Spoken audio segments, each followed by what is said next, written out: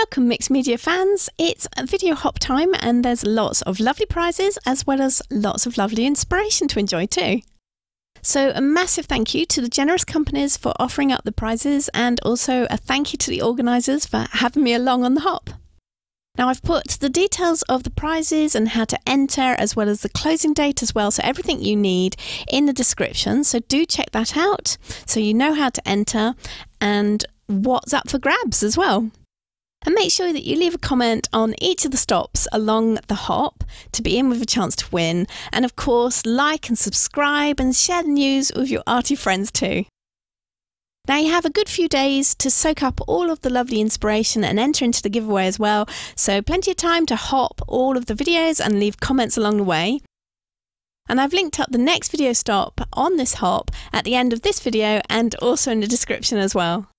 Now, if you've already been hopping, then you'll know that we've got a theme, and the theme is seaside and sea. So here's my take on that theme. Now, my main drive for this piece was actually a mask, and it just kind of fit really perfectly to this theme. And it's from the guys at Gelli Arts, and they've very kindly given us a 5% discount code for their store. So check that out in the description as well. There's the link to them and the code that you need to use. So whilst the wash was drying, I worked on my focal point element, and I'm not going to tell you what it is just yet. I'll keep you in suspense just for a little bit longer. But if you did spot my thumbnail for this video, then you've probably guessed what it is already.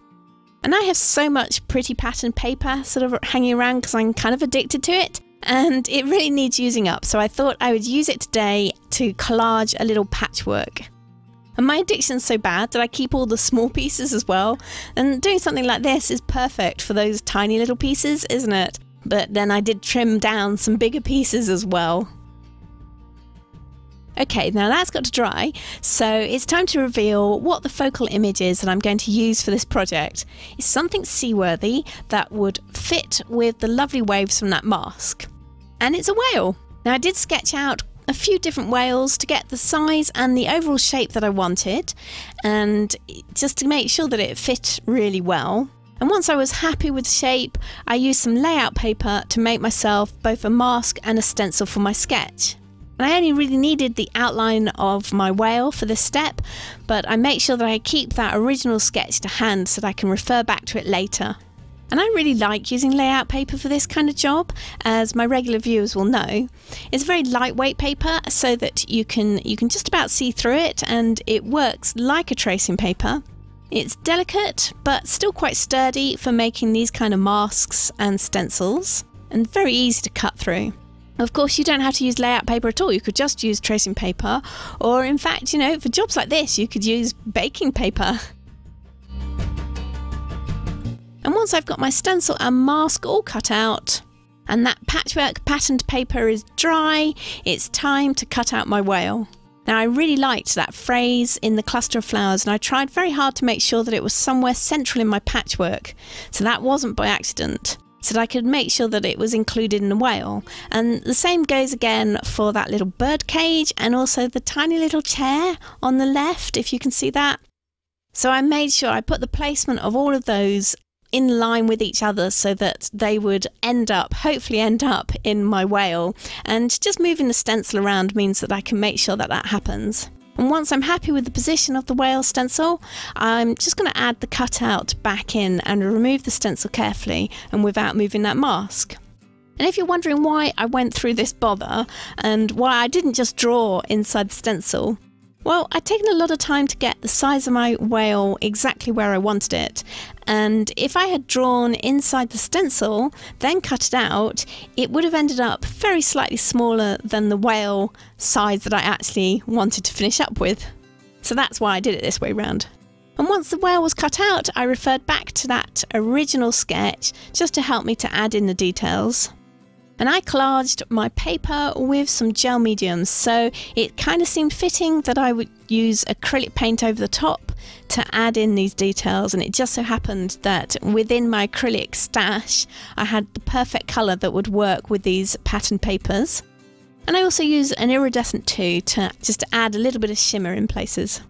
I kind of wanted the whale to look like she'd been painted with watercolour in a very illustrative style, so I used the paint in thin lines and as light washes as well. And as the paper was so heavily coated with gel medium, it did mean that I had a little bit more time to work on this piece than if it had been just paper. And the paint kind of sits on the surface, so whilst it's still wet, I can still move it around with a little bit more water.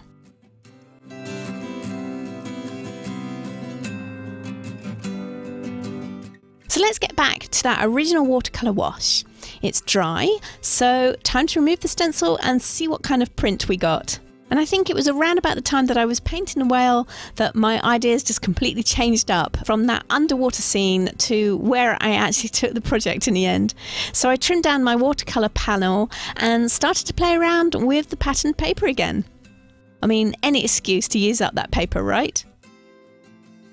And using that wave stencil again to add a paper cut to the project seemed to fit really well. And it took a little bit of time to do, but this stencil lends itself really well to paper cutting as it's a nice size, and both the negative positive spaces are super easy to cut and not too intricate, so even someone like me who is not patient enough to do like fiddly cutting can do this.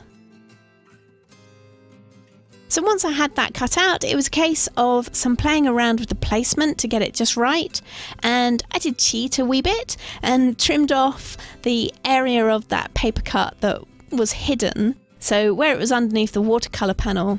I mean, you're not going to see that bit, are you? So you might as well use it. And by cutting it out from there, I could put it in the opposite corner, so it makes quite a nice reflective piece, having them both in those two corners. And no one's going to know, are they? You're not going to tell them, right?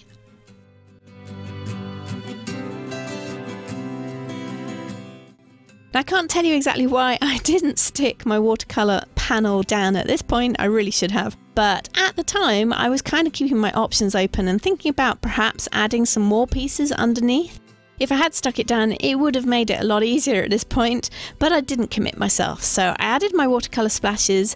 Then I kind of decided that actually it was time and I could stick that panel down. So my whale swims in her paper-pieced ocean and she wishes you a lot of joy as you hop on to your next stop, and that is Suzanne Rose with her beautiful art. And here's a link to her video so that you can keep on hopping. Thanks for watching and I hope you enjoy the hop.